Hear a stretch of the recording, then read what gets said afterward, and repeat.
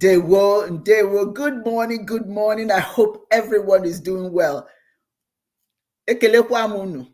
Onofia onozo toduru no mma. Ibe obulu no no. Ife obulu no kpotara aka tata ogoguzu. Whatever you touch, whatever you would think about today, I pray that it will turn into nothing but gold. Thank you for joining us for another episode of Chiism Live. I'm Oke Dibia Uwa Onyioha Osimiri, and I am your host. We're going to have a very interesting program today.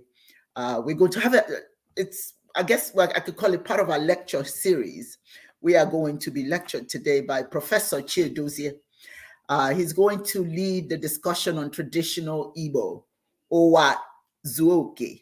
Very fascinating. I really want to learn about this. Uwaezuoke is the principle of self-management, self-reliance, self-esteem, self-comportment, and self-contentment.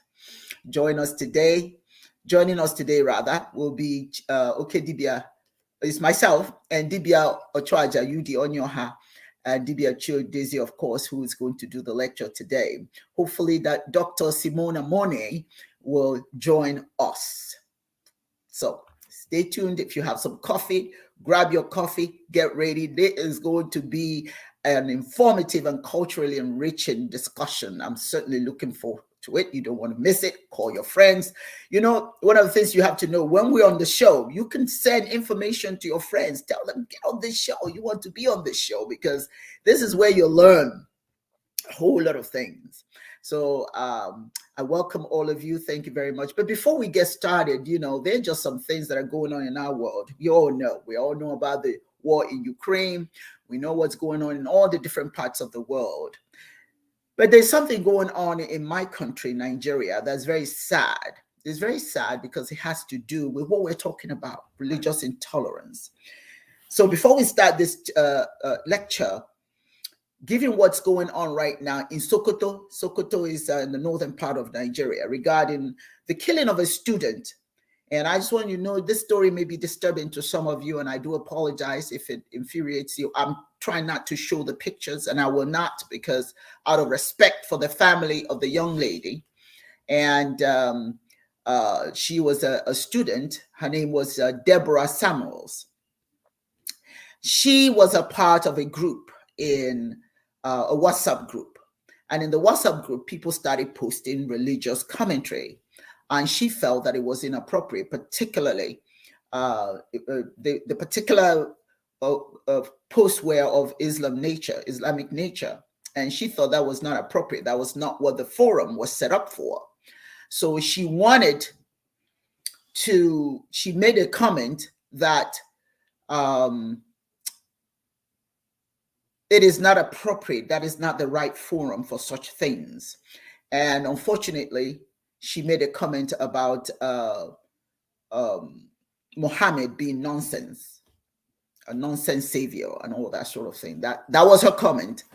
And of course, individuals who knew her and were part of her WhatsApp group, who were at the same university, it's horrific, but they took her and they set her on fire and killed her and watched as she burned to death. Now, this is because of a comment that another human being made about religion, and they killed her in that horrific manner. So this is something we need to talk about. You know, we need to talk about our BS belief system. How it diminishes our emotional well-being. You know, when you accept an idea as the truth, it becomes your religious belief. It becomes your belief system. And your belief system can create emotional reaction to not have enough compassion for other people who don't believe as you believe. So events or people can become your enemies because they don't believe in what you believe in. Your sense of happiness depends on your belief on something that somebody else taught you. something that is not even a part of your reality, something that somebody brought to you that you don't even have a handle on, something that can infuriate you to the extent that you would take a life. Not because the person did anything necessarily, not because the person hit you, not because the person threw darts at you, not because the person shot at you, just because somebody said something against your hero. Not even your hero, not even your African hero, but a hero from outside of you that you have been convinced that is blasphemous to even mention the name. I want to remind you what's important, that Uwaezuoke, he preached it, and many of you repeat it, you know it already. It's nothing new. That Ahai said, and that's an Nkporo proverb, Alohango aburenyi. Alohango aburenyi. After a fight, after an argument, must come friendship. We can argue about our differences until the cows come home, but we must never end it at the end of the sword. When you depend on your underdeveloped BS, belief system, you do things that society find unacceptable. You minimize your sense of peace and well-being. You live and demonstrate chaos and confusion. Can you imagine all these young people chanting as a young lady burned to death because she mentioned the name of your religious hero? One thing Uwaezuoke always professed, always told us, his children and adherents of Godian religion, Chiism. He said that love is the highest spirituality. Love is the highest spirituality. Any religion that cannot make its adherents to love, tolerate, and live in harmony with members of other religions is no religion at all. I may disagree with you, and it is my right to disagree. If you don't like who I am as a person, if you think I don't have a right to exist, to coexist with you, I am going to challenge you. If you think that my ancestors are wrong, I am going to challenge you. If you think that you're better than I am going to challenge you. But I'll never challenge you to the point that I end your life. That is not what we do. It is important to have exuberant discussion. When you lose the ability to discern the truth within your own being, then it's not religion anymore. You become a cultist. You are not a religionist. You're not a spiritualist. You are a cultist. And that's what happened. A bunch of cultists took a life unnecessarily. I say this to Chiis. Any one of you who ever gets so angry that you see the need to hurt another human being, you're not a Chiist. Please don't call yourself a Chiist. African spirituality does not teach that. Alohango aburenyi. After a fight comes friendship. That is our spiritual doctrine.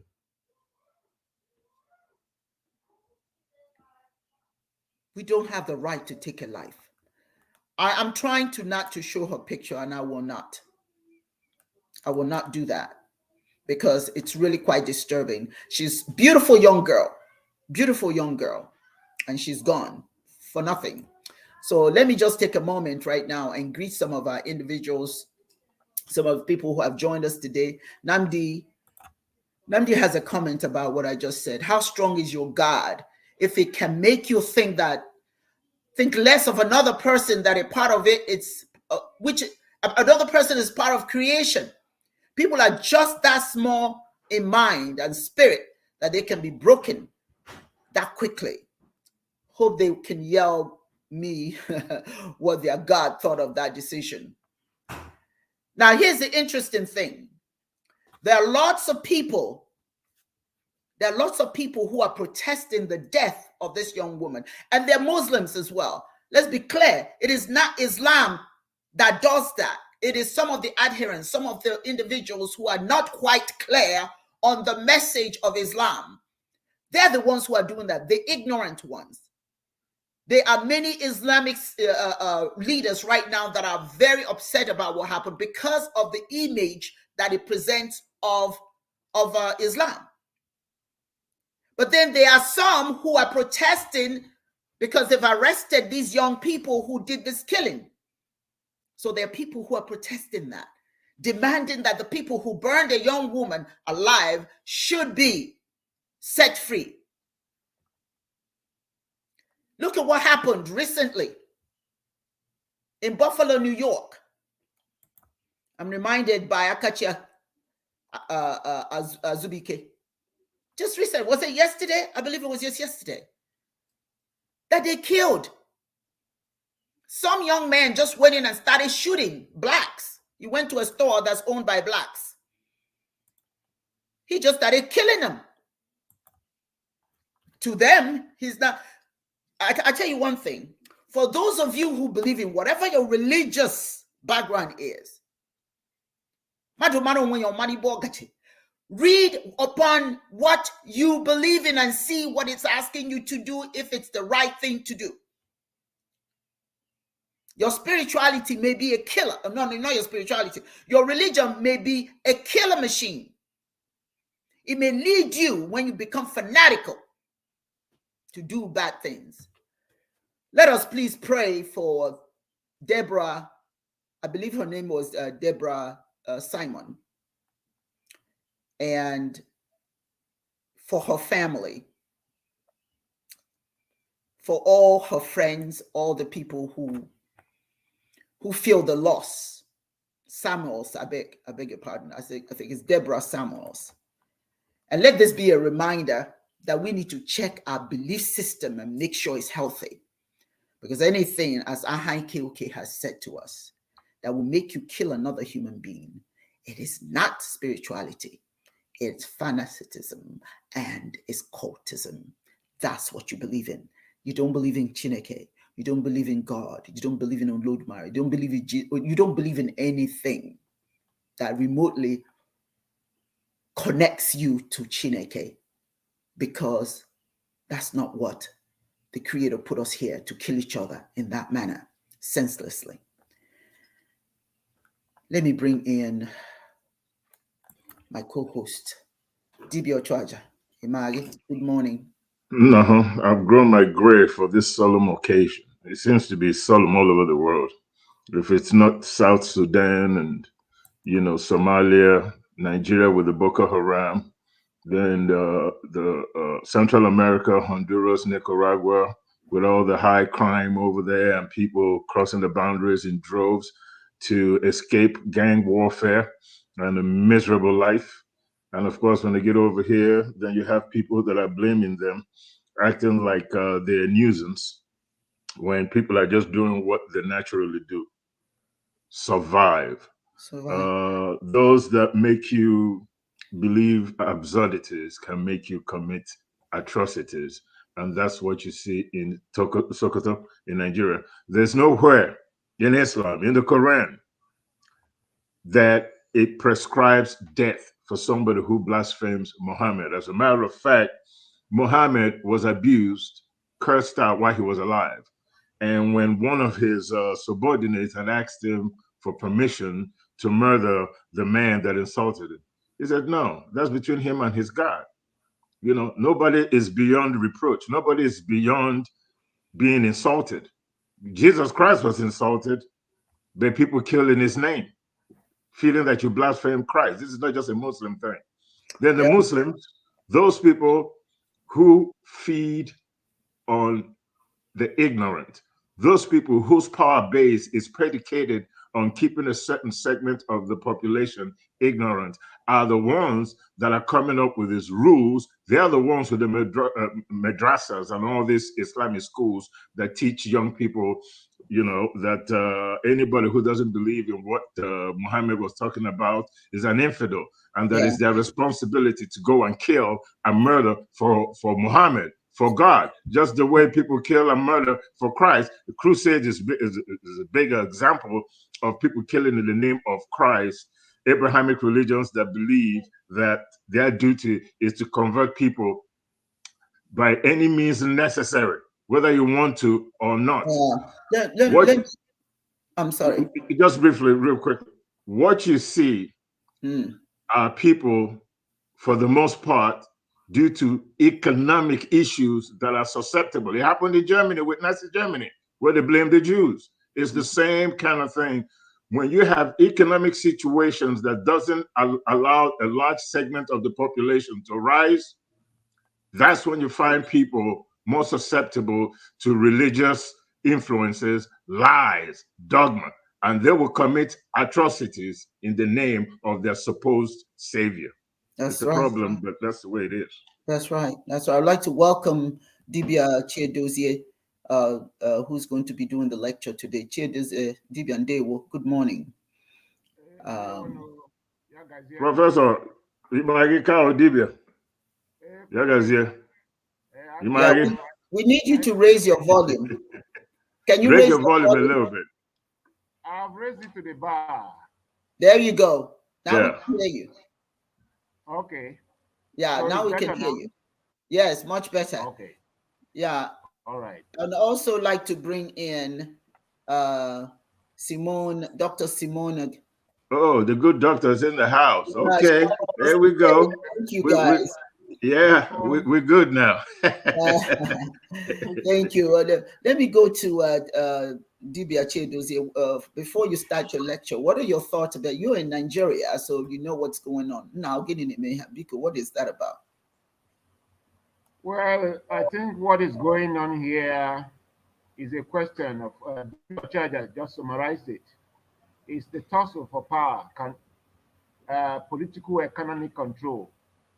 And we must know something, that there's a difference between spirituality and religion. And spirituality is older than religion. When I started this on this program with you, the first issue we talked about was spirituality, and spirituality is a way of life founded by a people, and it's always akin with their culture.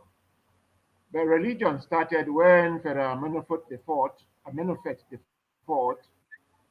Aka Akhenaten, decided to harmonize the whole spiritual system of Egypt because of the large size of the ancient Egyptian empire. Then began religion, and it began on political and economic note, political control, using politics to control economy. And of course, then began this issue of intolerance, monolatry, zealotry, and insistence that we are human beings now begin to dictate to others that there must be only one way and only one way to worship God. That that is what monotheism is about. Conventionally, we say monotheism is the belief in one God. But that convention, the real thing, ontologically speaking, the real thing about monotheism is the insistence that there's only one way to God. And that leads us to say there's only one true God. That true God is the way established by a particular religion. And that is why Islam starts on the note of debunking Christianity. Christianity believes in Trinity, in that Jesus Christ is the Son of God, the only begotten Son. Islam starts on the note of denying Christianity and said that God forbid that God should begat a son. For those who say so, speak monstrous falsehood. By the criteria of Islam, no Christian can enter, no non-Muslims cannot enter paradise. By the criterion of Christianity, non-Christians cannot enter heaven. So once that there's that insistence that there is a superior way, a only true way of getting to God, this sort of attitude of superior versus inferior, the select, the elect versus the rejected, the downtrodden, it must always occur. And it will manifest anywhere you find monotheism. That is why if you look at the history of the world, other people fought direct economic war, direct political war, but wherever Christianity and Islam had gone to spread, they bring in issue of religion. They say the other people are unholy, they are not worshiping the true God, but behind these is a political and economic intent, which they hide, and using God as a smoke screen. So God becomes a smoke screen, while Satan is the means for achieving the purpose of God. When I look at what is happening, there is no really real difference between God and Satan in Islam and Christianity. God is only smoke screen for proclaiming some people as infidel. Satan is the means, the barbaric means of achieving God's intent. That's what I see here. Yeah. Okay. So yes, we can say that Muhammad was a civil person, civilized person. We have, of course, we have read instances where people are insulted him. Even somebody met him, one of his children was riding on his back, and that one was a girl, a whole prophet of Islam. He said, "No, that's my personal, private issue. If you cannot show love within your family, then you cannot show love to people outside. That is a person. But Islam, as a religion, by insisting that the only true religion is Islam, is creating a lopsided, zero-sum perspective of love. Yes. The spirituality creates what you call holistic, comprehensive love. But Christianity and Islam are saying, until you are a member of so and so, that love you are not included. That's So right. the love they preach, Christianity and Islam preach, for me, the love they preach is parochial, is lopsided, is one-sided, is not holistic, comprehensive kind of love. Exclusive truth. Thank you so much. Now let me get because I want us to get into the. Thank you so much, both you and Dibia Ochuaja. Your commentary is absolutely correct. Let me just bring in Dr. Symona. Let her make her comment about what we just discussed, so that we can go into our lecture today. Go ahead. Good morning, Dr. Symona. Good morning. I'm very good. Excellent. Very good. What I believe is anyone who will kill in the name of God, you're not killing in the name of God. God has nothing to do with that. You're dealing with something that's, other than God. You're not serving God. People are not serving God by killing. I believe in many traditions, many religions and things like that. People use God as an excuse to do evil. And what I say by that, just like during slavery, Christianity was used to control the masses of people. In many traditions, God is put in the middle of a person's evil and corruption. But what we have to understand that is not God. If you recognize or you hear or you go to somewhere, or you're involved in an organization or someone that says that killing others has to do with God, that is not the right path to go down, because God is love. In most traditions, God is love. So you have to think, am I going down a path of love, or am I going down a path of evil? If you're not following a path of love, that is not God.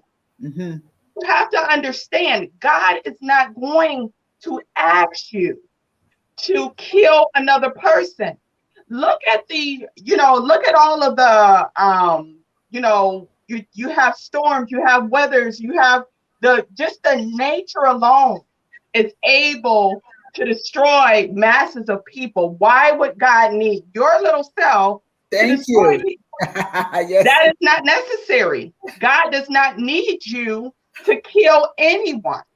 If you've ever been to the ocean, the greatness of the ocean, will swallow you up. Tornadoes, if you look at natural disasters alone, why would God and God's greatness, Chineke, why would God need you to do anything to anyone here?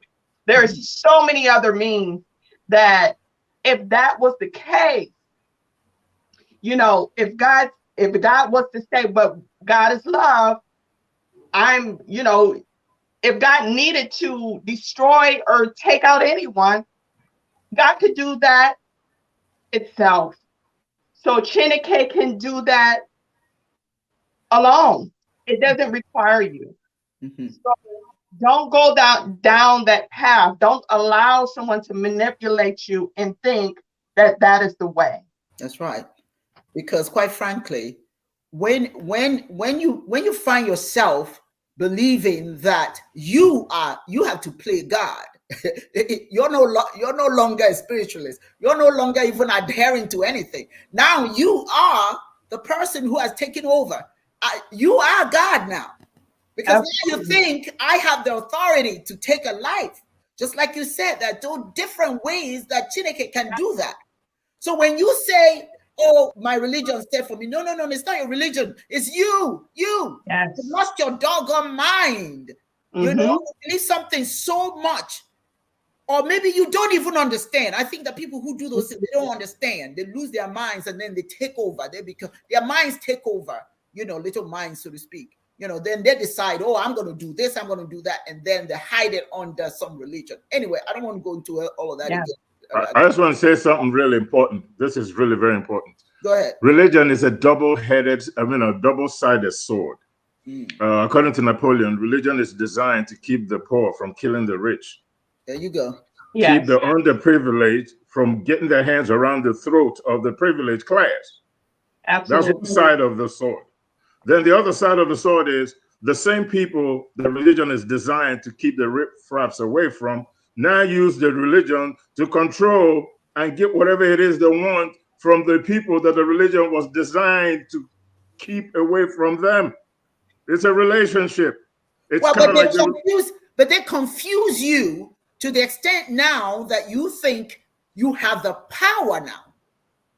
You understand what I'm saying? Now you think you have the power to do these things. That's the point I'm trying to make. That's the point I'm trying to make, right? Yeah. Religion is about institutions of control.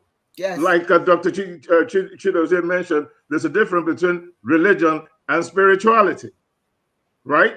When it comes to religion, you have to look at the etymology of it. What is religion? Religion is just an awareness that something greater than yourself must be the one that created the air that you're not responsible for. You're breathing it. Something must have created this life-sustaining force. The animals you eat, the oceans, the land that sustains you, all those things that sustain you as a human being that you have no control over, you ascribe the creation of these things to a higher force. That is the etymology of religion itself. Spirituality deals with a practice of an understanding that you have to put all these different life-sustaining forces in its right proportion, protect it, appreciate them, appreciate your fellow human beings, understanding that all these forces, including people, are precious in creation, and an understanding and an acknowledgement and treating these life-sustaining forces as an imperative is what spirituality is. That's why you respect other cultures. You respect opinions. You don't get into an argument, then after that, you go kill the person because you lost an argument or because you don't like their point of view. Abrahamic religions teach exclusive truth. I have to say this. When you say it, people look at you as if you're the enemy. You're talking about Christianity. You're talking about Judaism. You're talking about Islam. But the problem in the world today is the Abrahamic religions. They're the ones that want to convert you, to bring you to their side. They're the ones that use the religion to enslave you and enslave your mind. They're the ones that left Arab and went to the darkest parts of Africa to get people and turn them into slaves. They're the ones that carried Africans across the ocean to the Indies and to the Middle Passage and turned African able-bodied God's creations into slaves. The Buddhists didn't do it. The Confucians didn't do it. The Hindus didn't do it. The Zoroastrians didn't do it. They're the ones that are causing the problems that we have in the world today. So, as far as I'm concerned, we should call them out. We should tell it like it is. Just the way that girl called out what's going on in Islam, and she got burned for it. But the bottom line is, if you're not willing to tell the truth in times of war, truth is always the first casualty. If you're not willing to call it the way it is, then you can't complain. That's right. You cannot complain unless you call out these forces that preach exclusive truth, that believe in my way or the highway, that feel that they're the only ones that God loved, like in Judaism, God's chosen people from the 12 tribes of Israel. There's nobody from Igboland there. There's no Yoruba. There's no Bantu. There's no Ashanti. There's no Zulu. There's no French person or Japanese in there. It's there in the Bible. It is written in there. So as far as I'm concerned, it is high time people started telling it like it is, calling these institutions out, because if we don't, we're going to continue this downward spiral that we've been on for the past 2,000 years, and it's not going to change. It's not going to change. So for what I try to say to anyone who believes in Chiism, anybody who believes in Godianism, what you need to understand is you have every right to air your opinion as forcefully as you want, but just sit back and allow the other person to do the same. Okay, but you cannot allow your thoughts, your culture to be undermined by anyone, but you cannot use that as an excuse to hurt another. We don't do that. It is not in our history. It will not, it didn't start yesterday, it's not starting today, and it will not start tomorrow. Having said all of that, now I want us to get into the discussion today. What's going to happen now is I am going to remove the rest of us, and I'll bring us back when we have a comment to make against what Professor Dibia Chiedozie is going to present to us today. Dibia, thank you very much. You have the floor.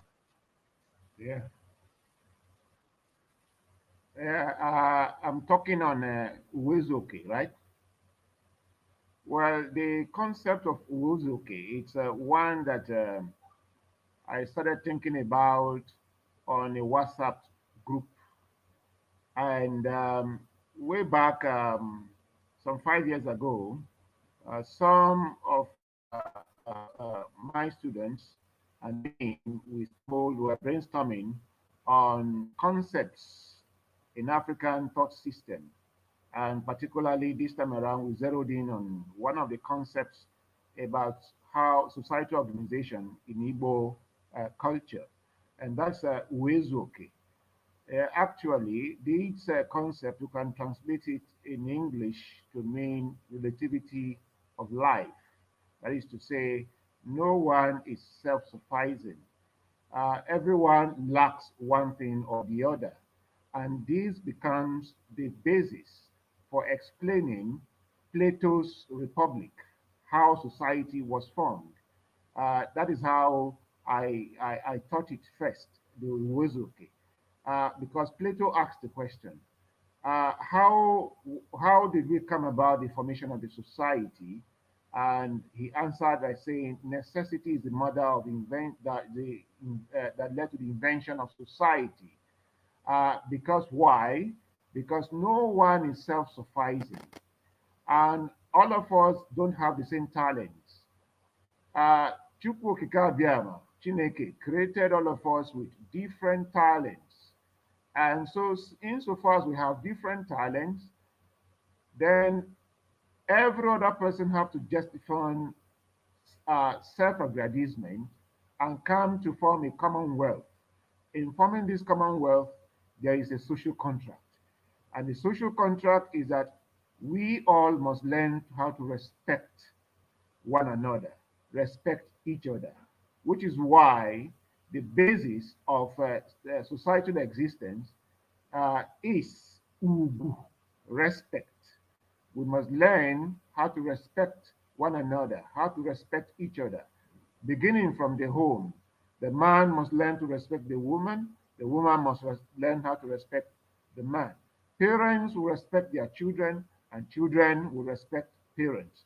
Now, before I go further on the history of Ubu, exactly what is Uwaezuoke meant to teach us? First, it teaches us that for society to be in harmony, for there to be social cohesion in society, there must be individual self-realization of who they are in tandem with the value system of the society. Because what makes us human beings is the value system inculcated into us and upon which we have inducted ourselves and which we have come to understand as a way of life. And so we must first and foremost understand ourselves as first and foremost Madu. And by Madu, that is to say, as a human being. So, what is a human being? A human being is a developed individual who has conscience, realizes self as a member of family, member of society, and member of the cosmos itself. This is where God comes in. And where we talk about the fear of God is the beginning of knowledge. Knowing that we are just one micro in the whole macro. God is one gigantic thing. Society is part of it. The individual human beings are part of it. The ants are part of it. All of us in the society are part of it. And we regulate ourselves according to our understanding of this cosmic force. And so, if we realize this, we will now realize that no one has it all. And so, since no one has it all, we must come together to address the issue of self-sufficiency. But this self-sufficiency must begin from self-realization so that I don't become a burden to another, even in the family.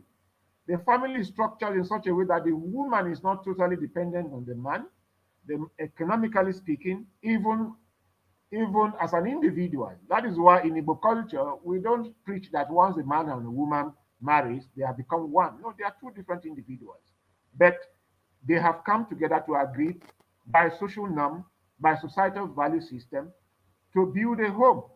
And so, like I used to say, it's of a duality of the woman and the man.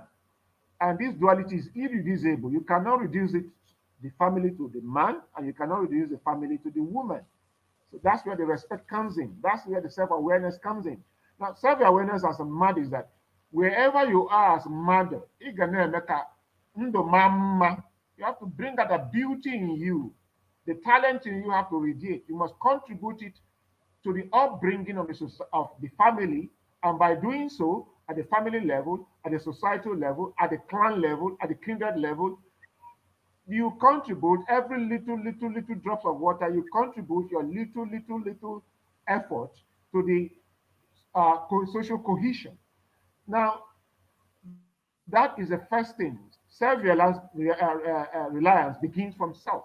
Self-sufficiency begins from realization of self, realization of my talents, and how I can use it to endow myself, endow the family, endow the clan, the kindred, and the entire society and the world, to say. When we do this, then we come to an extent whereby we build a social system. And the social system, exactly, the individual is built on the individual, from the individual to the family to the clan, kindred, and the little villages to the town. That is how our ancestors built their social cohesion. Now, every individual must realize that you must not constitute a nuisance to the other. And that is why in Igbo we have the adage, Obiango onye, mayalawa mkpumkpu afụla onye ọbịa, onye nwe ụlọ. That is to say, when you become a stranger or you visit someone, you should not carry your whole burden on the stranger, on the host, such that when you are leaving, the host will feel the burden. Don't be a burden to anyone. That's just a summary. And in Ujama, Julius Nyerere repeated it, recapitulated this particular saying of Igbo in the Swahili language. Mbili seko yatoto mpeyembe. If you are, it said, treat a stranger as a stranger for 2 days. On the third day, give him or her a home. Let them go to farm and work. This is the principle of Uwaezuoke. Because if we rely, like people will say, on when you na-eri eri, ma onye ọla na-eri eri na-agwụ agwụ. there is nothing in the material world that is inexhaustible. So if we rely on one source and we rely on one individual, like we do today, we want to rely on one person that brings in the money, everybody becomes a sucker to that individual. You are not going to build a society. What you are going to build is corruption. So the principle of Uwaezuoke is that every individual must be endowed, and that is why the principle of Uwaezuoke becomes the foundation of communalism. Communalism is that every individual must be responsible. In communalism, upbringing is such that no individual must constitute a burden to the other. Every individual must be self-reliant. It is when, as a one kauto namuji, it is when you have, I have, that we can exchange. But when one person has and others are depending on that individual, that is no longer a society. That is not a community. That it's no longer an economy. That has become a kind of saprophytic parasitic relationship. So in sum, the concept of Uwaezuoke is built on respect, self-reliance, self-realization, self-awareness of who I am, and that I cannot be alone. Somadina, I alone cannot be. I alone cannot make society. I must live with the other. And to live with the other, I must learn how to be tolerant of the other. I must learn how to be to accept the other, build a sense of social cohesion, a sense of togetherness, a sense of cooperation, a sense of coordination, a sense of solidarity. And in sum, the principle of Uwaezuoke tries on that or one other principle known as Igbo Danda. Danda are those small social ants. And when you watch the ants, what they do is that, like it's said in by Solomon in the Songs of Solomon, go to the ants, you sluggards, and learn the ways of wisdom. The ants are always working tirelessly throughout the season. One ant spots a food item or something useful, he will go and invite other ants.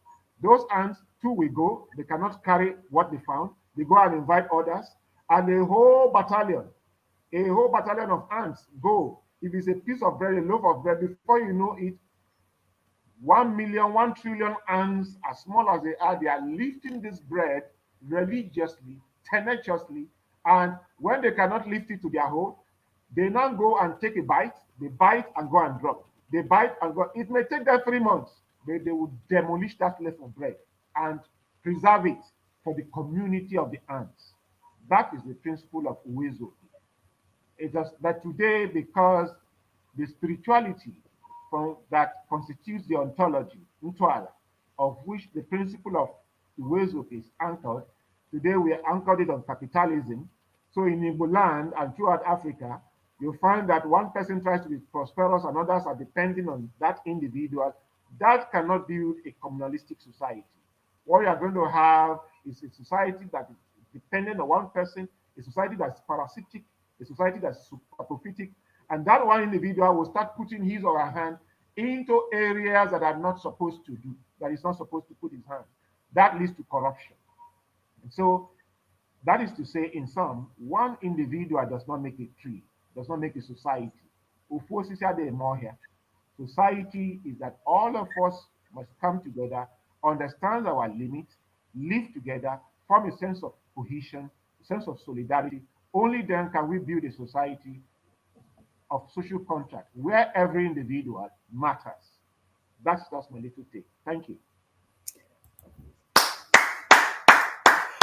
Wonderful, wonderful presentation. Thank you so much, Dibia Chiedozie. That is absolutely welcome information. I'm sure that our audience appreciate your lecture this morning. I certainly did appreciate it. You just brought to mind the proverb that we use. As a matter of fact, when you're driving, you see this on individual lorries or vans or trucks or something, and it says "Owabunkonye." Owabunkonye. Who owns the world? Nobody does. It's going to take all of us but you have to give everybody the right to exist. And for the most part, develop yourself. Understand that you are part of the whole scheme of things. Develop yourself. And once you focus on developing yourself, you understand that other people develop themselves, and as we're all developing ourselves together, we can make big things happen. In Nkporo, Nigeria, in my village, the farmer never considers that his work is done unless he puts by the roadside food for other people to eat. Akum dero bani. My wealth lies in my community. So they put food, they hand, for the most part, corn or yams, so that the poor can find it and eat. Because of that collective way of thinking, and it takes all of us. We don't minimize. It's not, no matter how much money I have, you know what I'm saying? It doesn't mean that I own everything. I cannot survive on my own. I need my people. I need my community. That's what makes life worth it, that we are all able to subsist. But I want to see what Udee's take is on that. I really appreciate your lecture. Thank you so much. Udee, what is your take on that?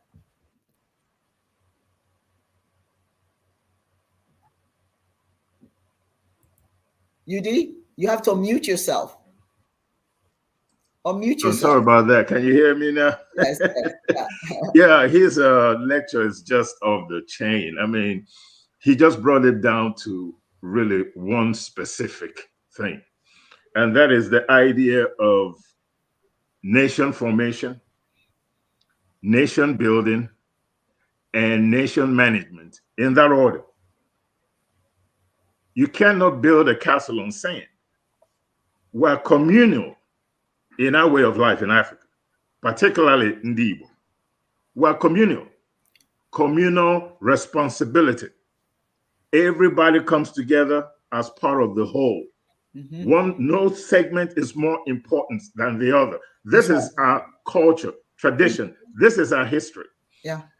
To build a nation, or to form a nation, you must form it under your own primordial way of life, religion. All human systems are products of religion. That's just the truth. The first attempt to control human behavior and make life livable for your neighbor comes through spirituality, or should I say religion in its etymology, then spirituality, before it was institutionalized and then used as a weapon to help somebody accomplish whatever political or economic need they have to. You give it to the masses that are suffering. They buy it hook, line, and sinker. The church they go to belongs to you. The Bible they read belongs to you, or the Quran they read belongs to you. The people that you're dealing with bring nothing to the table. You bring all the knowledge, supposedly, and a way of immersing people in that knowledge so that they do what it is that you want them to do, so that you can accomplish your political and economic goals. We are communal in nature. What we have done, when you listen to Dr. Chiedozie, is we are trying to build or form a nation using principles that are not part of our primordial core. We're dancing to somebody else's tune. If you look in Nigeria, like you mentioned, the wealth and power are in the hands of a few. The country itself is parasitic in its relationship with the leadership. Everybody's got their hands out to the few that control the wealth. Over 80% of the population got their hands out. And for the most part, we pretty much do whatever is necessary to get a couple of dollars to put food on the table. Those in power know it. And the way to control you, two ways: keep you in economic despair, and then secondly, fill your head with religious theologies that tells you in your mind that the problem is not the leadership, but the reason why you are poor, the reason why your economic interests are not being met is because somebody is blaspheming against God, who is powerless to protect him or herself. Now you got to convert me for God. Now you got to fight for the Lord. The same Lord that created the world, the volcanoes, the oceans, the birds, the food, the air that you breathe, is powerless to fight for him or herself. You got to do it for God. So you believe in these absurdities, Now you're committing atrocities. Now you believe that your way is the only way to get to God. And yet, if I ask you, if God created everything in this world, you're going to tell me yes, because we all are functioning under the same premise that God is omnipresent, omnipotent. The God in Buddhism is no different from the God in Christianism or Islam or in Chiism, Godianism. It's the same God. There's no two of them. The problem is not whether you realize that there's a God, but you have an issue with which is the best way to get to God. That's where the exclusive truth comes in. I want to control you. I want to bring as many people to see my spiritual worldview or religious worldview the way I see it, because that's the only way that I could get my hands in their pockets and get their minds wrapped around whatever vision that I have. So instead of telling people that their problem, the reason why they are poor, the reason why the economic interest is not being addressed is because of the bad leadership, you now tell them that, no, you must have committed some kind of sin, and that's the reason why you're in the condition that you're in today, even though the governor just put 90% of the money that was budgeted for your own interest in his pocket. Yes. So you're not addressing the reason why you're in poverty. You're not addressing the reason why there's no infrastructure in the country. You're not addressing the reason why your economic condition is dire. It's been dire for years. You're going nowhere. Every year you have more people whose economic interest is totally unmet. If you want to form a nation, if you want to bring people of African ancestry back into the fold to chart a more productive cause for the rest of the Black world, you must build the African nation based on African primordial spiritual principles, based on our traditional political systems, based on communalism, where the individual is no more important than the whole, and you're part of this cauldron. You're part of this ant colony. If you listen with your ears close to the ground, you will hear the footsteps of ants. Dr. Chiedozie was just making that point. To build the African nation, we must look inward. What did we do? How did we form, manage the African nation, our tribes, our communities before Islam and Christianism came to our shores? We need to synthesize some of our spiritual tenets for the 21st century to build this perfect nation. You might not ever get it perfect, but you could at least build or institute a sense of direction in our global African communities, so that when the interest of the Black man and woman is at stake, we have something that is primordial to our core that we can rally around, and that something is Chiism in its infinite manifestation. Olodumare, traditional religion of the Yorubas, Orumila, is part of Chiism. Every traditional system or religious system in the world is part of this cauldron of spirituality, because we understand in Chiism, we understand in African religious traditions that diversity is divine. There's a reason why we think differently. There's a reason why you got the Mongolians, you got the Africans, you know, the Negroid, you got the people from the Caucasus Mountains, you have the Europeans, you have the Amazonians. There's a reason why all roses ain't red. We don't have just one kind of ant. There are different kinds of ants. We don't have just one kind of bees. There are different kinds of bees. Even the clouds are different. There are different kinds of rain, different kinds of rivers, different kinds of oceans. Everything in this world has a purpose. It's part of this cauldron of life made beautiful by the Almighty Chineke. Yes. Nobody's story is better than anybody else's. The differences you see in the world is divine. That's the way God created it. So we need to rally our minds around a spiritual concept that preaches love, teaches love, understands that love is the highest religion. Thank you. Indeed. Thank you. Thank you. Thank you. Wonderful. Dr. Symona, you want to add your comment to the presentation? Well, it takes me back to what I was talking about when you read the Willie Lynch letter. And that's a part of the history and the way that we were held down. One of the main things, the main purpose of the Willie Lynch letter is to divide us. That was to divide us, and we're still divided in so many ways as African people. A lot of us are not even recognizing. You'll talk about people in the diaspora, and they're not even recognizing that they are even African. People are not even recognizing that. And what's happening is we're so divided, and it's causing us to lessen our power as African people and be able to in order to take our power back, we must come together like the ants and work together and give. We have to stop all of the division. We have to stop all of the reasons why we cannot unite as a people.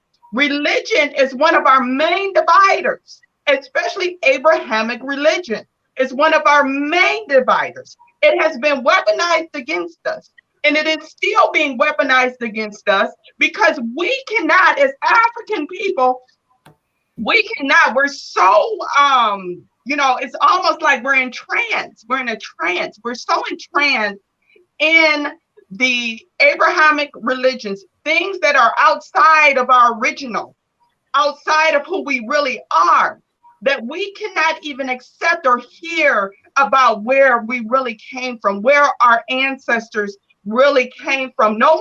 A lot of people just do not want to accept that, not realizing that it is causing the division, is keeping the initiative of the Willie Lynch letter and the division that it caused, causing us not to trust each other. I have African Americans saying they don't trust Africans. I have Africans saying they don't trust African Americans.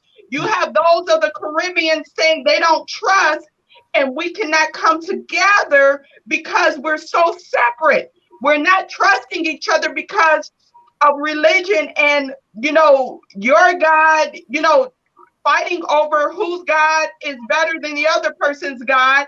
And we have to stop that division and get back to our African roots, where we came from, our ethics, our morals, who we are as an African people, being able to identify that and know who we are. So this is so important that we are able to learn this knowledge. That's why Chiism is so important, that we learn and go back to our traditions. We will get nowhere without working together.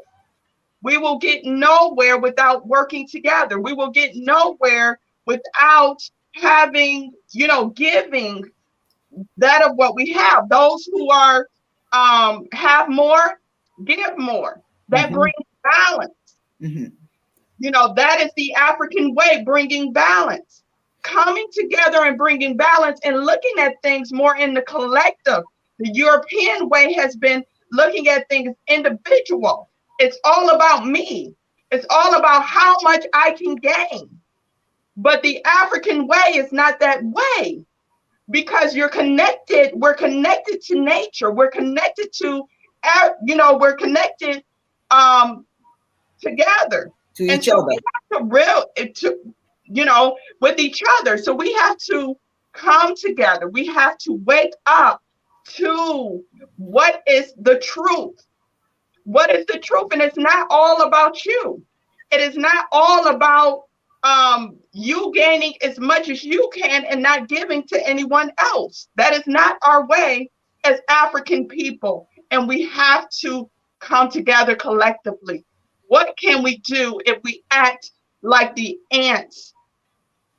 What can we do if we look at nature and how nature, the birds fly together, the ants come together, nature comes together. So what can we do as a people?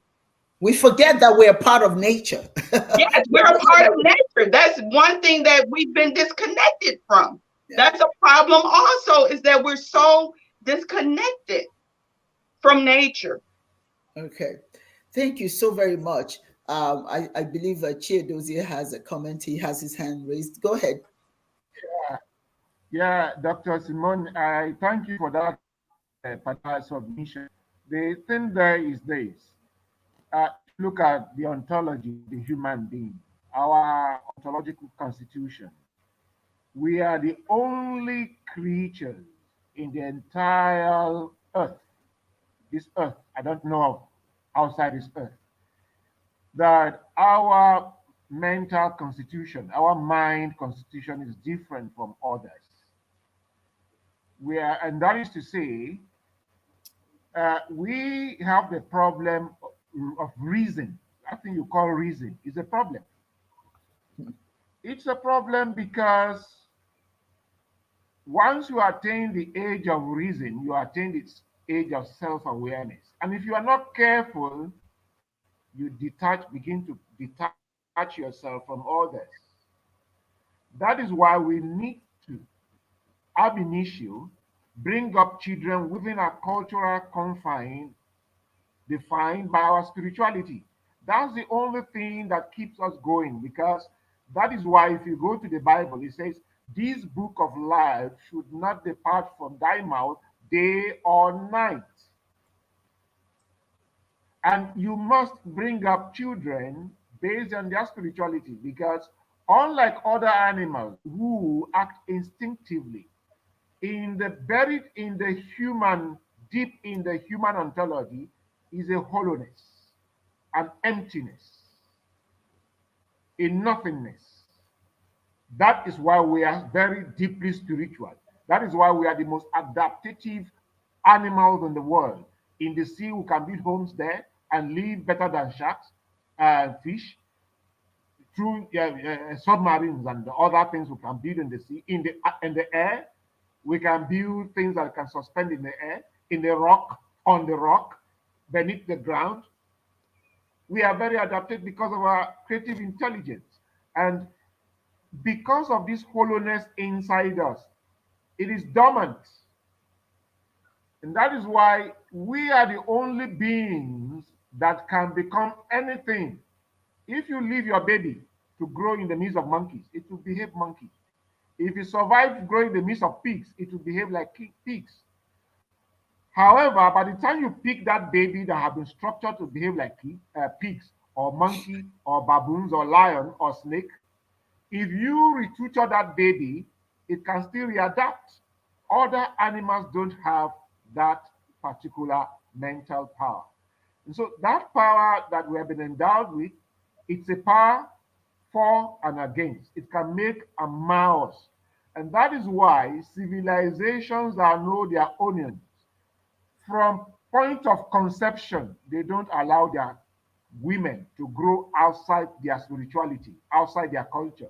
The woman must be made to grow in the culture and spirituality of the people once she conceives, because everything's happening around the woman encodes into the mind of the baby. You may call it, or you may bring all the arguments in abortion. Fetus, it is from 5 months, it is from the month of conception, that everything that happens around the woman encodes internally in the mind of that thing in the stomach. That is why you look at Africa, once our babies are born, they are more Western oriented. They are more used to things Western. We have to make effort to begin to retrain them in our own ways. And retraining a human being is difficult than bringing that human being up in the way of culture. So one thing we can do, and I keep saying this, one thing Chiism can help us do is to make us realize our individual Chiism. Let the Igbo realize their Chiism within their culture. Let the Yoruba realize their Chiism within their culture. And ditto every African people. And we should begin to learn how to live in communities abroad, so that when we live in communities, then we can have our schools, primary, we can apply for, they do here. Here in Africa, when I went to Ghana, I asked them the same question I used to ask my students here. And one question I asked them said, before the university, do you see any of the foreign students in Nigerian schools, in our Ghanaian schools, in any of the African schools, primary, secondary? They say no. It's from tertiary and basically university. And while they're in the university, they are not there to be indoctrinated. They are there to censor our level of education so they will know how to dominate us more. But from kindergarten, we are proud to send our children to Turkish school, Indian school, British school, German school, name it. And we are proud to do so. We even boast the amount we spend. And what we do not know is that we are sending our own children to get indoctrinated in the spirituality and ways of other people, and so that when they become presidents, they become loyal to those who train them. Yeah, loyal students. You know what? That is so true. I had the opportunity to try to go visit a school in Enugu, and it's supposed to be one of the. I don't want to mention the name because I don't want anybody to get bent out of shape. But it was supposed to, I mean, the person who took me there was so proud that her son attends the school. So I went there, and I've got to be very honest with you. I was angry. I was really angry because here she was so proud that her child was not speaking Igbo, and her child was dressed in suit and tie in the heat of the sun, and they recite poems foreign to them, poems about Eurocentrism that has nothing to do with them, but she's looking at me so proudly that this is where her child attends. So I did ask her, I said, do you guys have parent teachers association or something in this school? She said, yes. I said, when you have meetings, what do you talk about? What do you talk about in terms of what your children are learning? She said, oh, we talk about it. Our children overperform. They are the best students. I said, in what subject? What is it that they overperform? You know, she listed all these European things they do and all of that. So I said, okay, do you do Igbo? Oh, because no, we don't have that. Why? This is Igboland. But you don't have Igbo courses. And all the teachers are European. And that's what's so, and look, I've got to be honest with you. I don't. My brother says that all the time. You want to be insulted, you'll be insulted. You want to be diminished, you will be diminished. I'm not saying that the Europeans who are teaching there are not human. They know why they're there, just like Dibia Chiedozie said, to undermine. To undermine. Because what these kids are learning is not what they should be learning. They should be learning about who they are.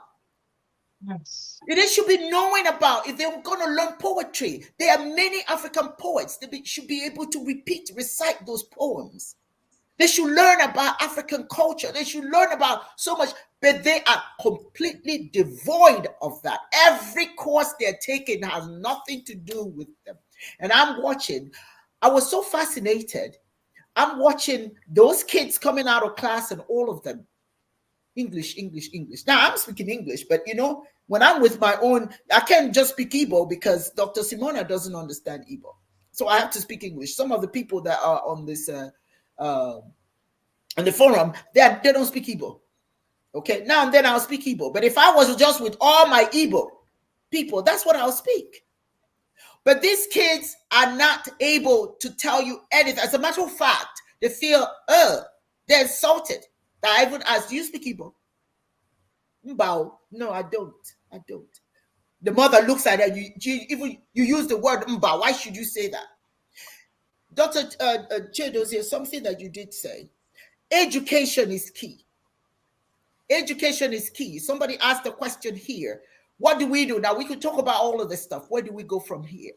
The children, investing in our children is critical. If you are a mother and you have little ones, pay close attention. If you're a father and you have little ones, pay close attention. What you're teaching them becomes the tomorrow of Africans. What they're learning today becomes the reality of Africans. You cannot teach them how to be better Europeans than the Europeans. You can't. Yes. You cannot. I don't care what you do. I don't care if they go to Harvard, Princeton, all of that. You're not creating better Africans. They're learning how to be slaves Yes. Mental Mental slaves, that's what they are learning. Some people may choose instead. For me, if you want your child to learn, make sure they're in an environment where there are people who look like them, there are teachers who look like them. You said something in your presentation, Dr. Chiedozie. You talked about self-contentment. Self-contentment. I think this is part of the problem that we have. We're not content with the self. So we look outside of who we are to find contentment, and we never find that, because looking outside of who you are doesn't give you what who you are needs to be who you are. Talk about that particular aspect of your presentation, self-contentment. Yeah, that is it's good you pointed that aspect out, because, like I said, Uwaezuoke begins from self-awareness. Once you are aware of yourself as an individual, you attain freedom. Freedom is of the mind. That is why it is called a spiritual thing. And then you begin to look at yourself not as just a physical entity here to consume, but a bundle of talents, a part of Chineke, chukwu that creative force. All it does is create, continuously creating. So you begin to see yourself as a bundle of talents, one who creates. Once you see yourself that way, you no longer bothered about the so much wealth outside, who rides which car, who lives in what kind of home, whether your house is in Banana Islands and so on. Rather, wherever you are, you have attained mental freedom, you have attained self-awareness, and so you have self-esteem, you have prestige, self-dignity, and the way you practice self-dignity, self-awareness, self-contentment is that wherever you are, you put your ingenuity to ground and turn it around, so that that place becomes a marvel for the world. This is exactly what the principle of Uwaezuoke means. I don't have it all, but from the bundle of potentialities latent inside me, dormant inside me, I will always dig in wherever I find myself. I put mando, I let the beauty of life manifest. That creative force that brought engendered this beautiful world. I replicate that particular process by making that place to become the envy of the whole world. That is what the principle of self-contentment is all about. You have to be creative to be self-content. If you are not creative, you will always be greedy. You always want to take other people's things, which is what is happening in Nigeria. You look at that, the more Nigeria sinks, is the more we have people who are not creative at the helm of affairs. At any time we have people who are creative at the helm of affairs, you begin to see that people begin to become creative, begin to have self-dignity. People are empowered, particularly women. And once you empower people and they begin to look at the ingenuity within them, then they are no longer going to greed will reduce, because you can't build an economy on people digging their hands into the coffer, people being greedy, people expecting their miracle, my miracles on the way. I see as the one Onyioha. She has a private jet. I want, without considering that the private jet was given to her by the community to improve the work that she's doing on our behalf. I want to also ride private jet, because I see Dibia Ochuaja is living in a good house. I want to have that house overnight. If I can't have it, I cut through the ways. I cheat, I lie, I make money by every means. I go to Banana Islands, I buy the most expensive house. That does not make me a human being. What I am is an idiot living in a fanciful house. So economy is not the volume of money floating. It's about individual self-realization and what they can contribute. That's the whole thing here. Thank you. Thank you so much. Thank you. I want to ask Dibia Ochuaja and Dr. Symona, please, you heard the lecture. I want you to ask him some questions so he can elaborate more on his presentation. Dibia Ochuaja, do you have a question? Dr. Symona, which one of you? Oh. You have to unmute yourself. Unmute yourself. Yeah, sorry about that. You know, I get all this sounds from around me that kind of drives me crazy. Nation formation, it's an exercise that is practiced by most world cultures.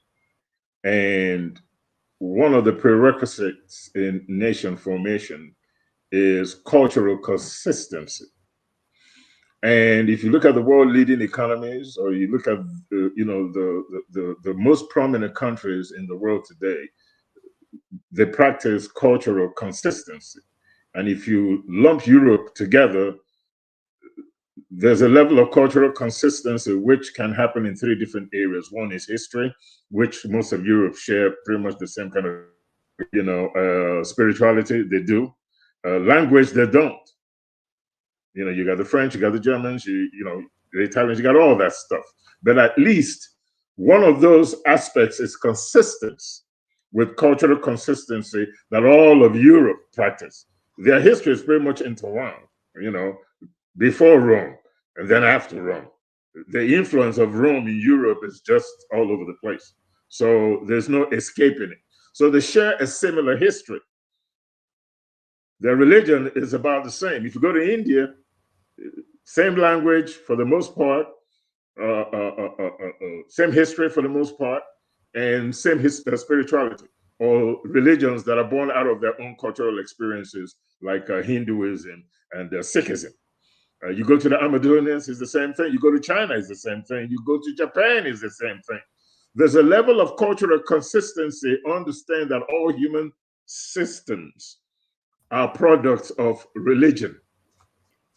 In your opinion, Dr. Chiedozie, do you think that this lack of cultural consistency is probably the biggest Achilles heel for people of African ancestry, and why we have this inability to function like the rest of the world in terms of trying to, join the World Committee and pull ourselves up so that we could compete with everybody else?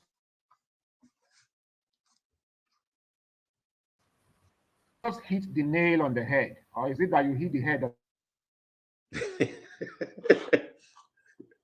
the nail? It's a little kind of light up.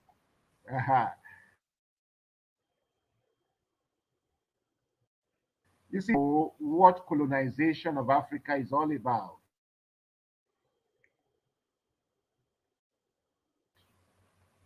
Where difficult for the fish to. We're having a little trouble with the microphone is freezing. The essence of colonization. Chiedozie, we're having problems with your microphone. We're not hearing you. Can I go on? Can you hear me? Yeah, now we can hear you. Now we can hear you. Now? Go ahead. Yeah. Yeah, his reception is to is destroy poor. Our institutions. African ancestors for the upbringing. Maybe Dr. Symona can talk about that a little bit till we kind of figure out what's wrong with his reception. Cultural, spiritual institution.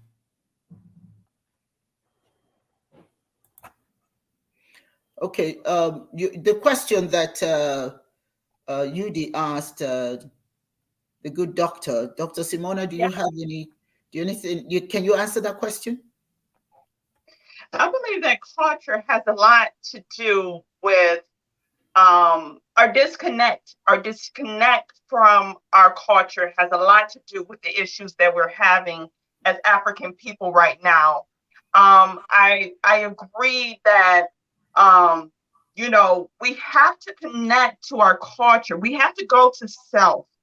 When we go through a lot of the institutions that has nothing to do with who we are, where we came from, it's nothing learning other traditions, but replacing our tradition with other traditions is where we have the issues, because then we want to become that of which we are not and cannot be.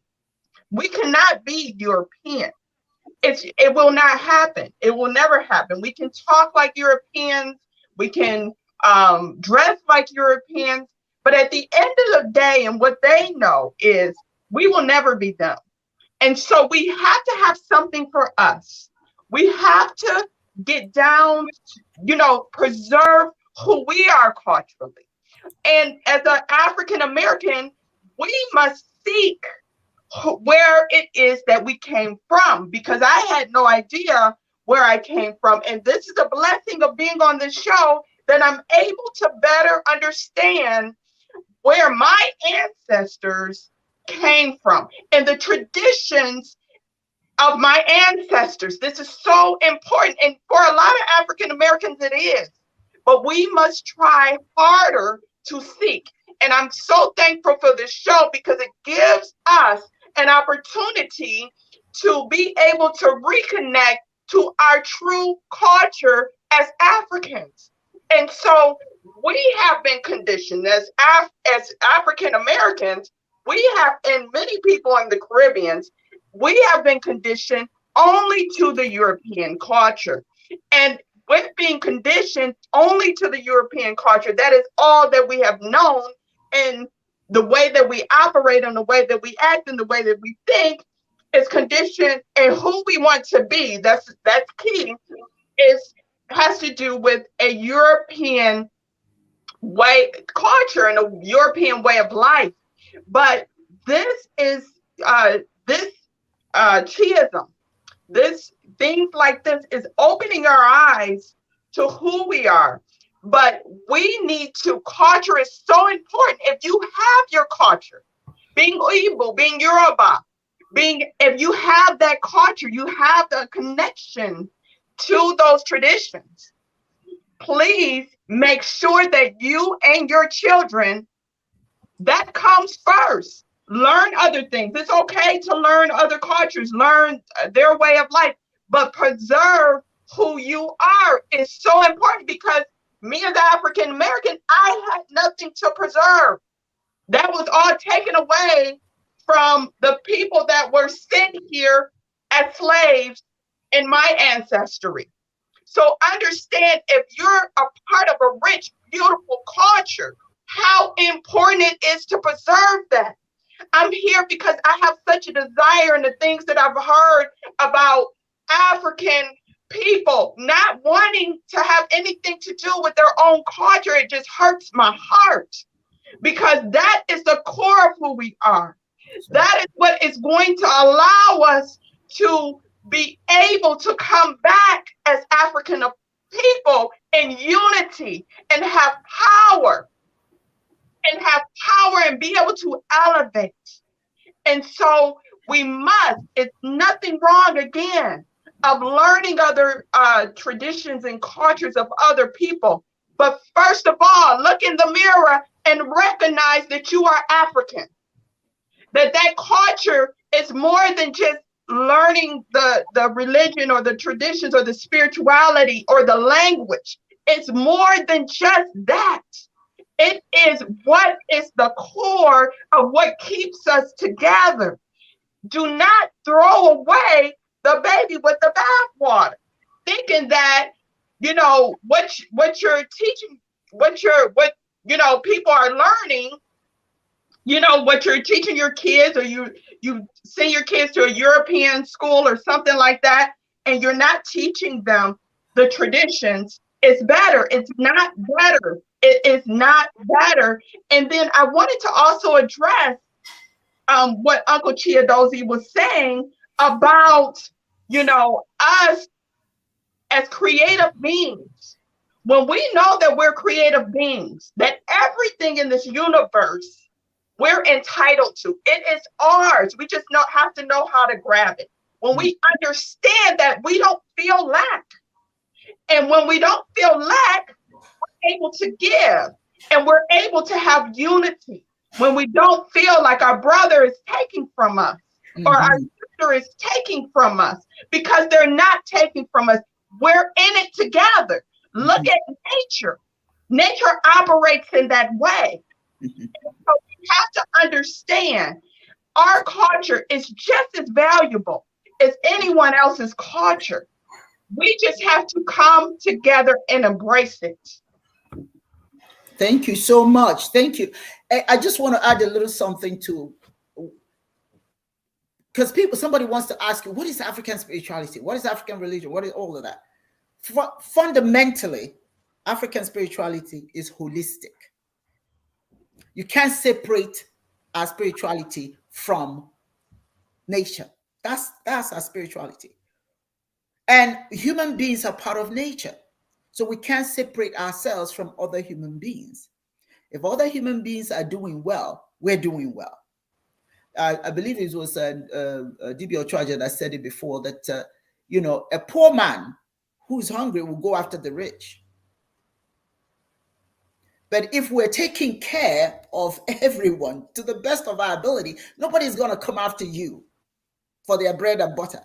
Yes. They will allow you to, to continue to live your life, provided there's something. I'm looking at people who are worth billions. We're not talking about millions, billions of dollars. Yes. Billions and billions of naira. Mm-hmm. And they can't even find it in their heart to give $10 of that to somebody who can use it to buy bread or something like that. Yes. And when that person who's hungry goes and steals from the store, arrest him. He's a thief. Ole. Make una kill him. He come steal. He went to the store of a man who is a billionaire and took maybe a pair of socks. Listen to what I'm saying. African spirituality is holistic. It's not individualism. It's about collectivity. All of us, collective wealth. Even in the Kwanzaa principles, it talks about cooperative economics. Let me buy from you and you buy from me and we get rich together. That's what makes our community powerful.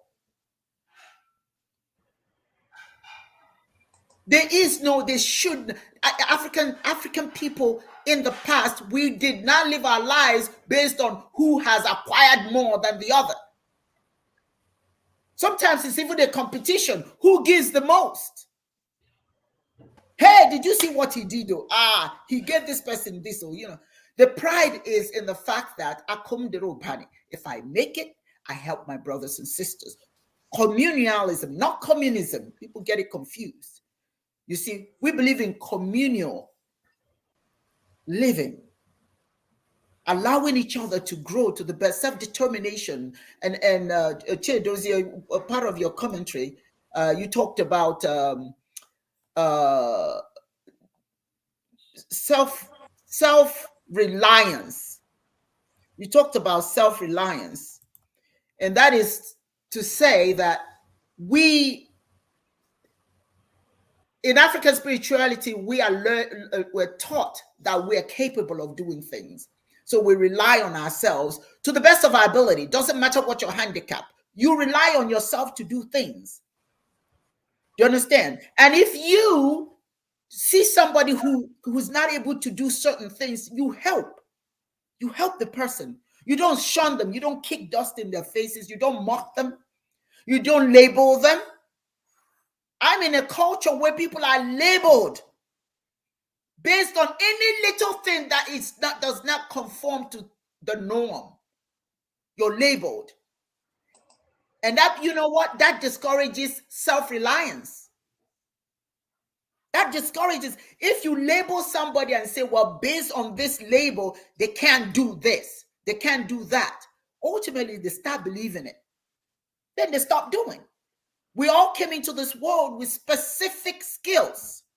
We can add to our skills level, but all of us came with some kind of skill. We have value. It is absolutely horrific. And I'm in the field of psychology, and I can tell you, it is horrific how we label people.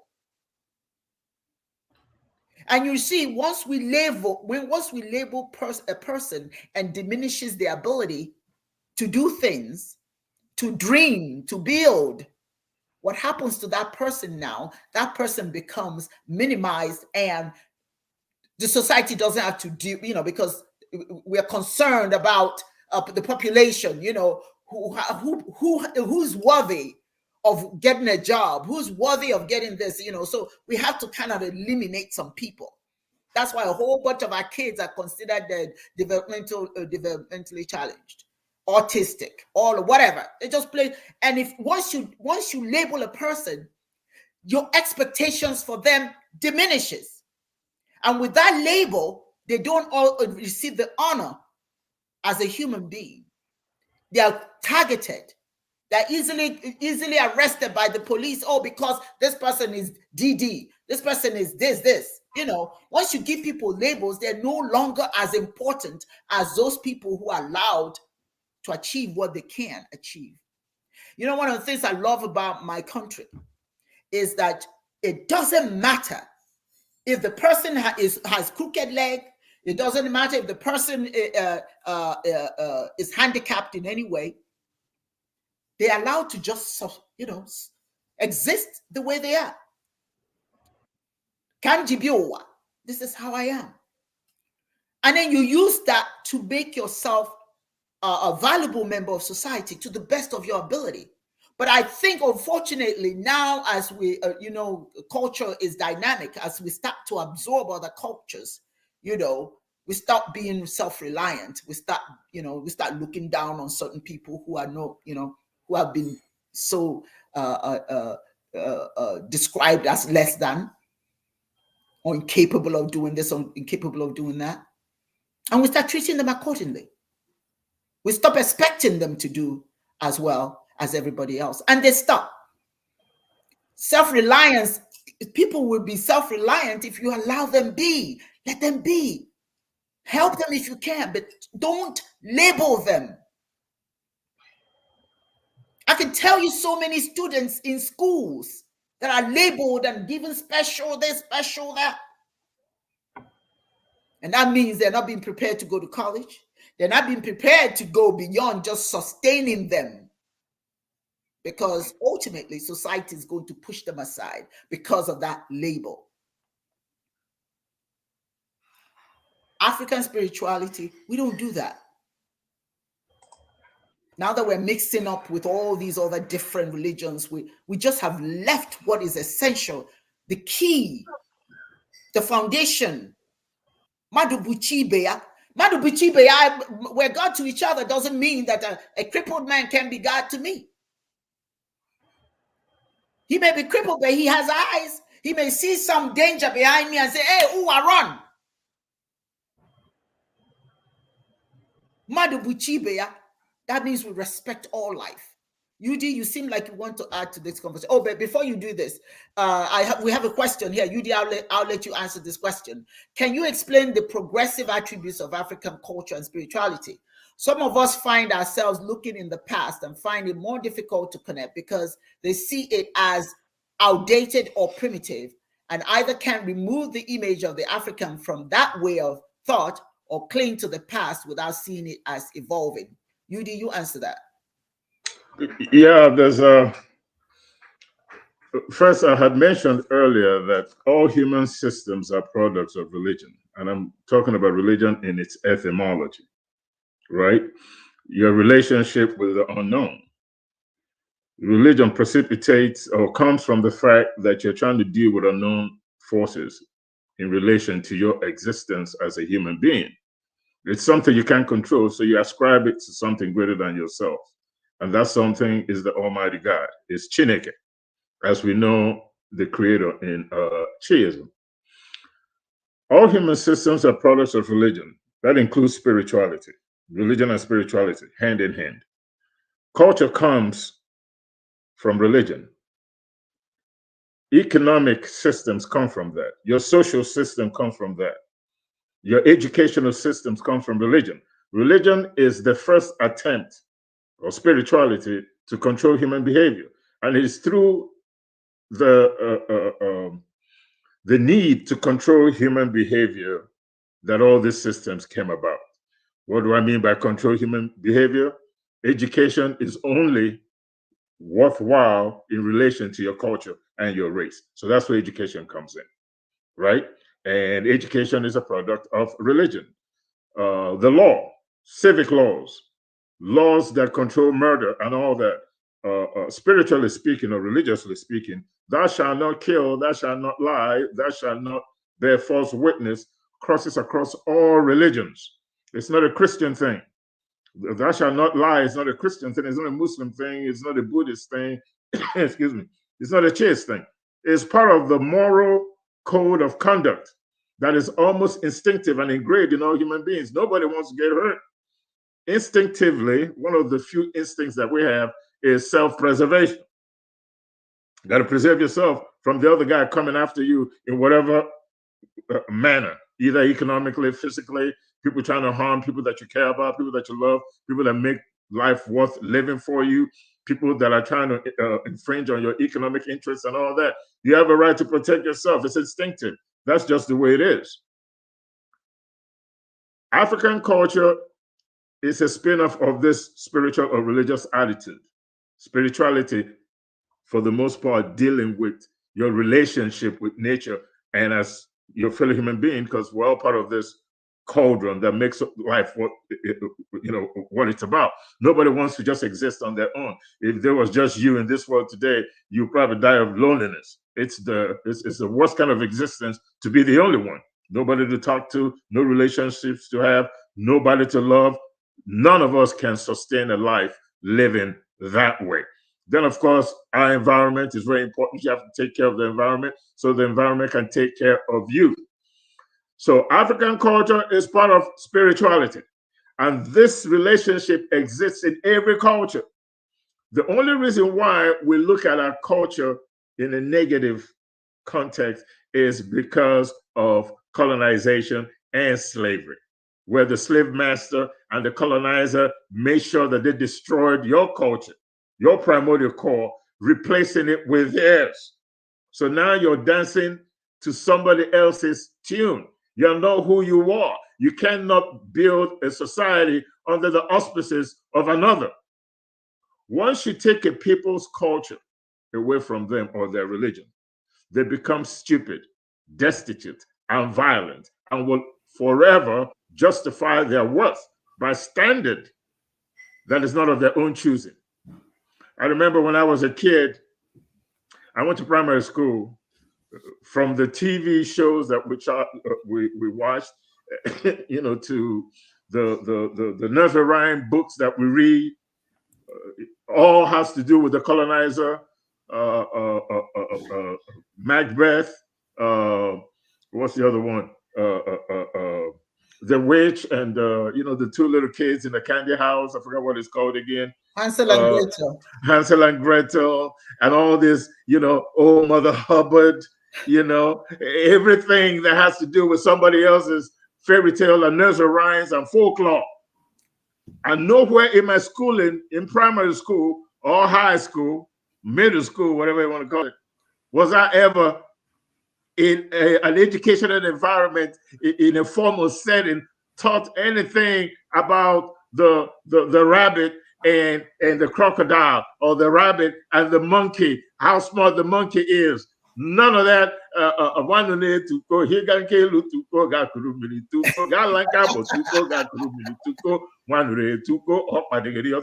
No folklore in a formal setting that has to do with my Africanness. We were not taught that through these folklores and these stories and anecdotes, lessons of life are passed from your parents, your mother in particular, to you.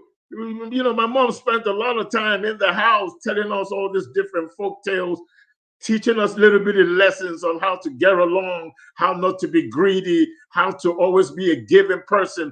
All these lessons that folklore teaches you, you never got it in a formal educational environment in school, because our schooling system was based on the colonizer's culture.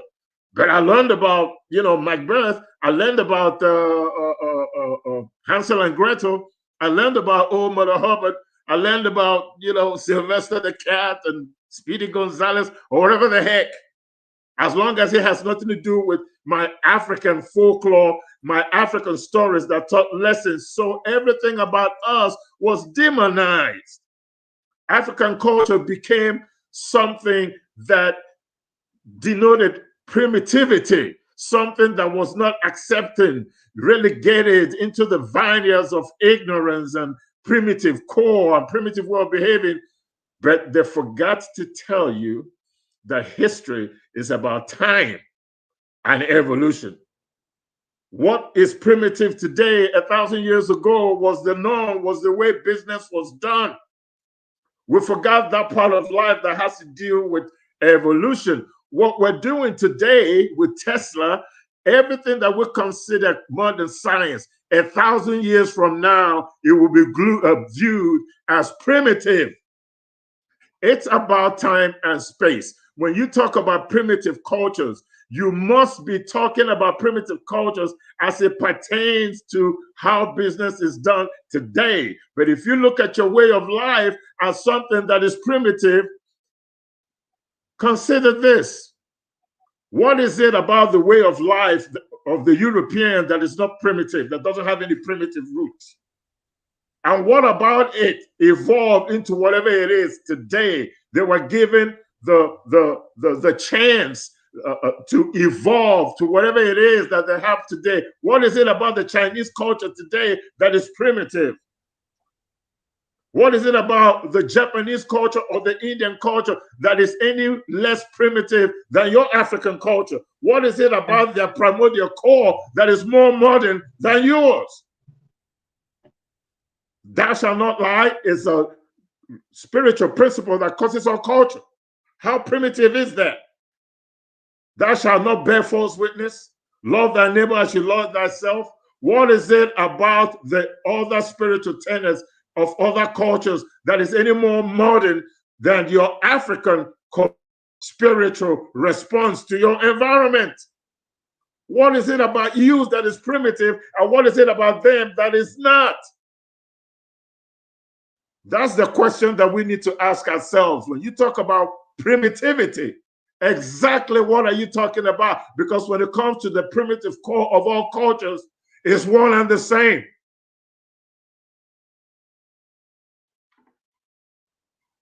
I can't hear you talking now. I don't know if what's going on. Dibia, here's the thing. Let me thank you for answering that question, because it seems like the person who asked the UD, Namdi Osimiri, accepts your answer as facts, and that we get some of those comments that, in other words, they heard you. They heard you. Thank you very much for sharing that. I have another question here, and Chiedozie, I'm going to ask you to answer this. I'm going to make a few little comments about it, but it comes from Akachi Azubike. The question is, in the West, we are more scattered more than ever before from one suburb to the next, and inner cities being gentrified. How would you suggest we build and foster African communities in a daily practice manner when we're becoming more self-seeking consumerists and capitalists, which is antithetical to African communalism? Also, she says, Chiism Live also, we're being more scattered and connected via immersion into social media rather than real world human interaction. And I'm going to ask Professor Chiedozie to answer that, as well as Dr. Symona. I'll give you an opportunity to answer that. Professor, go ahead. Professor? Can you hear me? Yeah, we can hear you.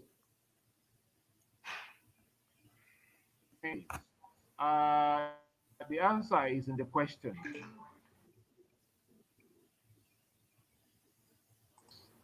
To put into practice what we talk about, come on live on Chiism, that every day, I'm sure.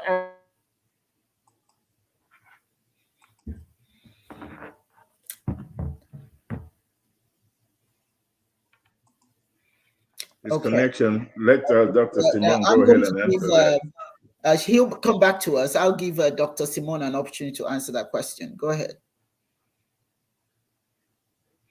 You have to mute yourself. Unmute yourself.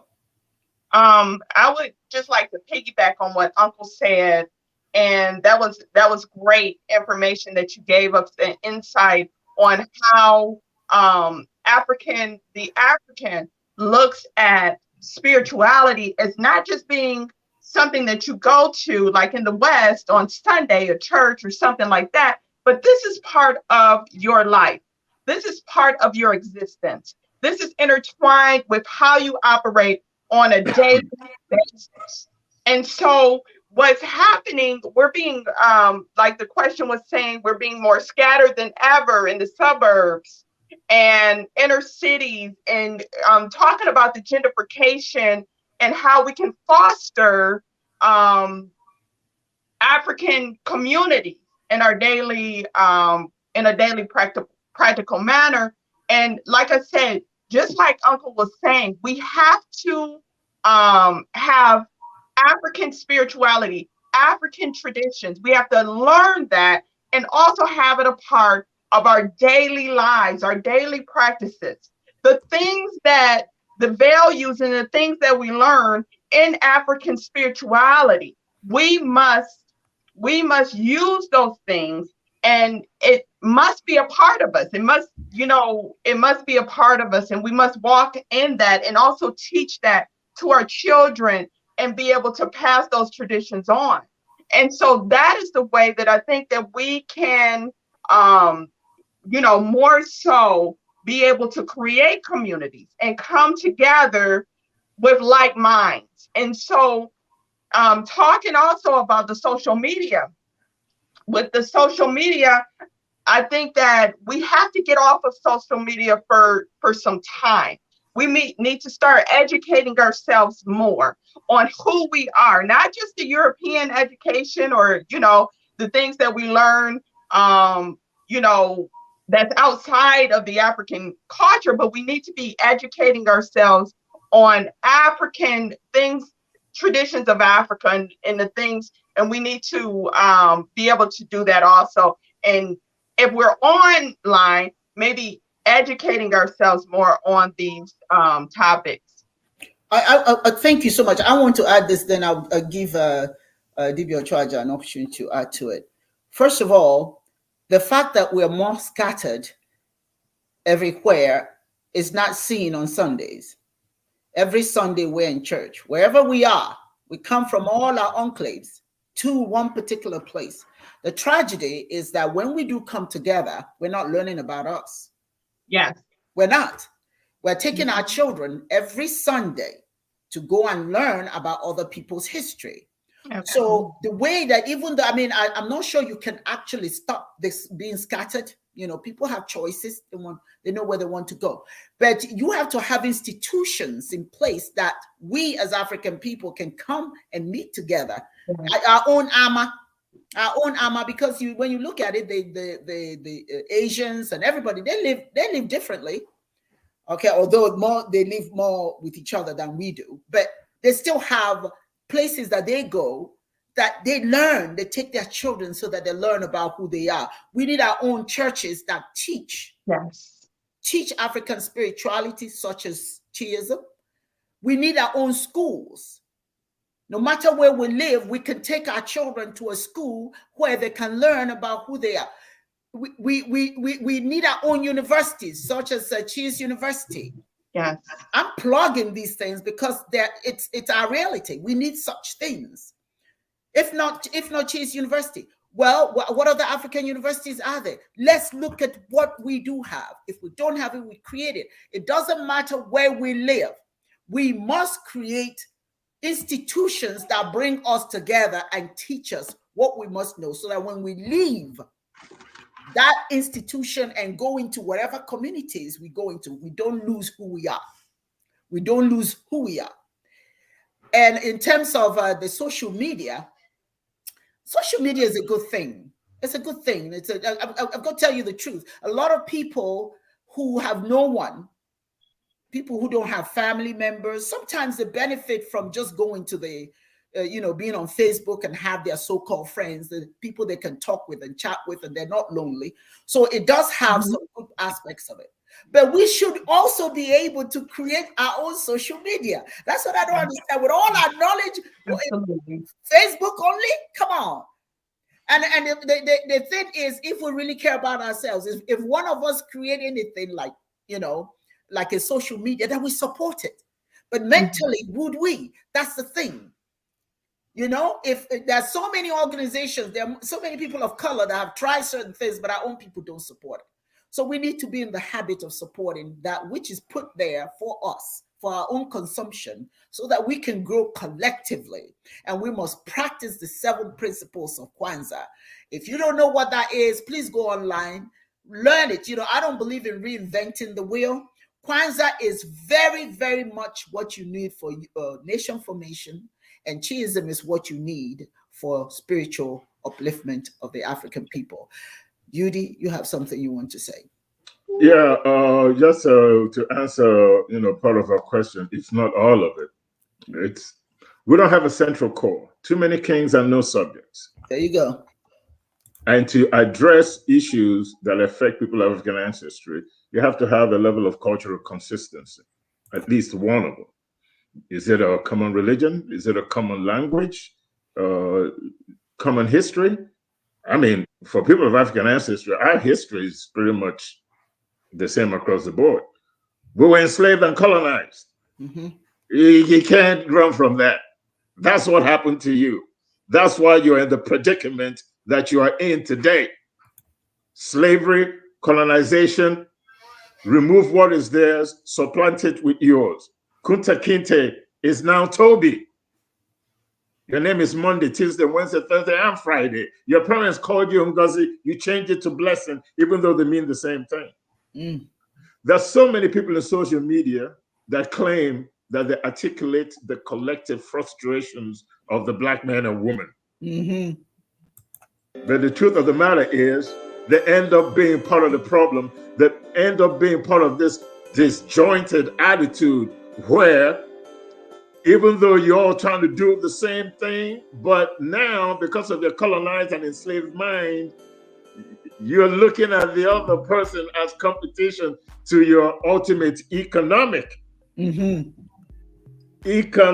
goal of being the one that we extol, the one that we hail. We don't want to come together like fingers to strike a mighty blow. Chiism, coming from the Igbo tribe, there's Orumila. There's so many different African religions, all part of Chiism. Yes. Chiism as an umbrella from which all African spiritual cultures can operate, just like Christianism operates under using the Bible, Catholic, Protestant, cherubim and seraphim, agnostic, whatever it is that is an offshoot of Christianity, the Protestant movement, they're all one and the same, articulating the collective frustration of the European and then using their religion to conquer all the cultures. Islam is the same thing. You have the Sunni, you have the Shiite, and there's a couple of other offshoots of Islam, but they all read the Quran. In the end, they have the same goal. Islam to unite the people from the Arab world, Christianity to unite the European and go out and conquer the world. But Africa, when our collective interest is at stake, what do we rally around? We don't rally around anything African. We rally around Christianity, hoping that the world can see us the way they see the European and come to our aid as quickly as they will come to the aid of those in Ukraine. If it's Islam, hopefully, they come to our aid as quickly as the Saudi will come to the aid of the Muslim. If the interest of the Arab is at stake, what do we rally around? Too many kings and no subject. We would rather go through life confused, fooling ourselves that we're articulating the collective frustrations of people of African ancestry, when the truth of the matter is we are the problem because we don't want to deal from a central core.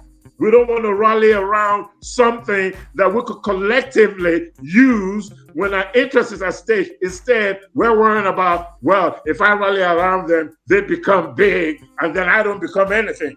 But are supposed to see ourselves as part of the solution, the ingredients in the soup that makes the soup worth eating. You're the meat, I'm the crawfish, you're the water, I'm the vegetable, you're the oil, I'm the seasoning. Let's come together so that this pot will taste real good. Yes. And quit the nonsense.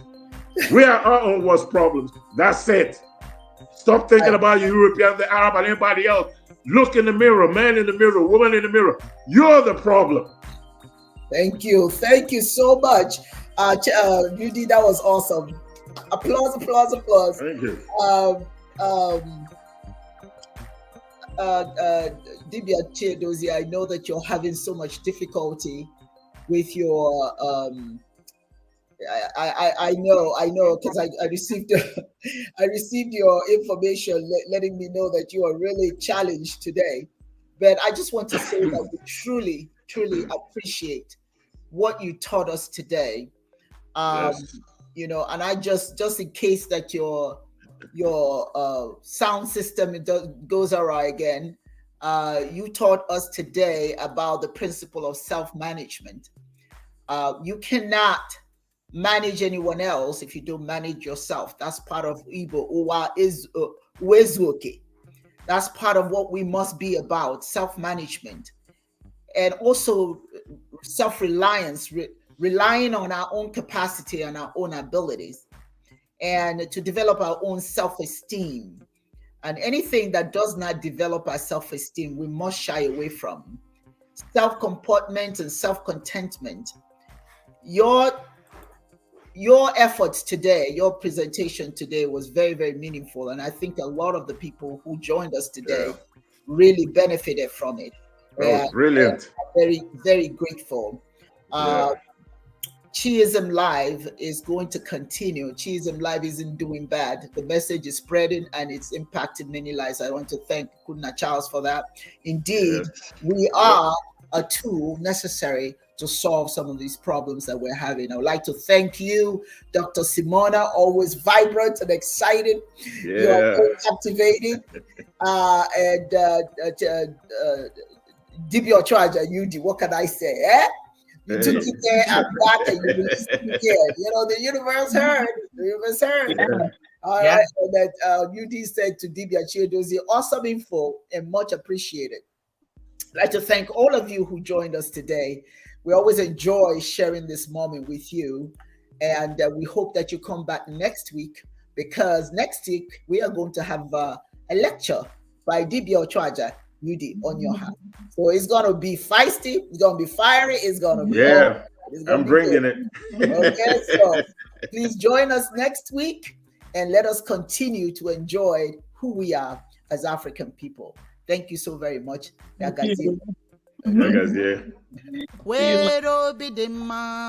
were obi nwayọ, were obi dị mma na-eto Chineke, were obi dị mma, were obi nwayọ, were obi dị mma na-eto Chineke. Asị na mmadụ niile ndị bi n'ụwa ga-anụ ihe, ha ga-anụ ebe Chineke na-ajụ, ọ bụ gịnị mere ume n'ụwa jere ibe ha iro, ebe ya bụ Chukwu